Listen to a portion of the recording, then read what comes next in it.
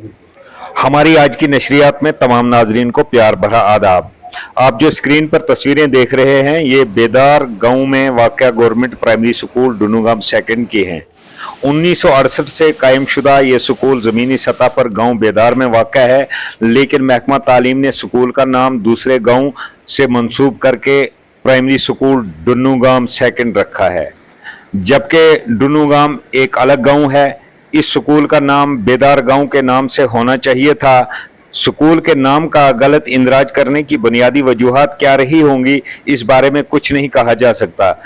गांव बेदार की आवाम को स्कूल के गलत नाम का नुकसान उस वक्त उठाना पड़ा जब सन 2000 में महकमा तालीम की जानिब से रहबरे तालीम टीचर की आसामियों के लिए फार्म तलब किए गए, लेकिन बेदार गांव के उम्मीदवारों के फार्म महकमा तालीम की जानिब से कबूल न किए गए और महकमा की जानिब से वाज़ा अल्फाज में यह कहा गया कि इस स्कूल में सिर्फ डुनुगाम के उम्मीदवार ही अपना फार्म जमा करवा सकते हैं।